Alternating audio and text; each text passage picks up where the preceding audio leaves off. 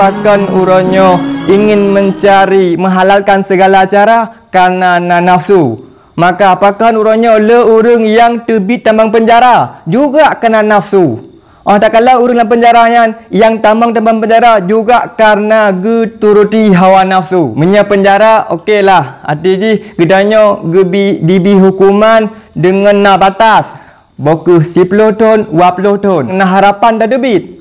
Maka andai kata menyenebi Allah Ta'ala kepada gedanyo gandaan ataupun siksaan, iaitu dengan siksa lam kubu, yang lam kubunya hanali harapan gedanyo untuk dahudek kembali taulam dayanyo. Kapakiban ke nasib gedanyo. Nyoke le Allah Ta'ala nepegah muno ya ayyuhallazina amanu kutiba alaikumusiyam geyu puasa pakan. Karena inti daripada puasa menahan nafsu makan, menahan nafsu minum, yang mana yang merupakan makan dan minum yang hanjuthan bagi gedanyo. Sebenarnya kan makan dan kan minum tok yang gelarang. Juga gedanyo gelarang nafsu mata, artinya keinginan mata melihat yang haram. Kemudian juga gedanyo gelarang iaitu nafsu berbicara, nafsu mendengar yang hana penting, apalagi yang berdosa. Nyo juga gelarang di bulan puasa. Maka sebenarnya bulan puasa adalah bulan untuk melatih hawa nafsu. Maka baru gedanyo mendapatkan la'allakum tattaqun. Nyo ke hikmah dari berpuasa.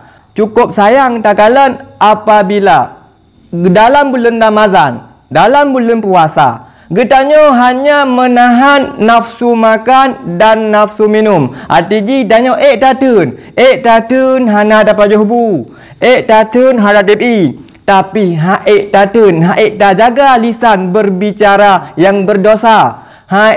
Tatun mata takalannya hana perle.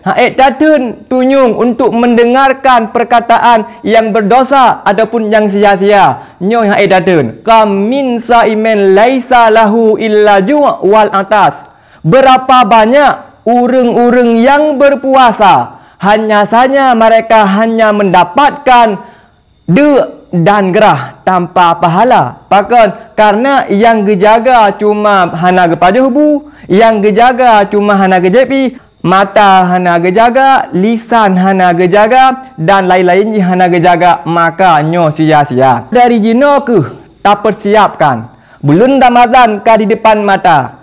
Tak melakai ba Allah bernebi umur panjang kepada gedanyo. Sebagaimana yang tamu doang sampai Allahumma barik lana fi Rajab wa Sya'ban wa balikna Ramazan. Nabi ya Allah betruh kamu ke bulan Ramazan.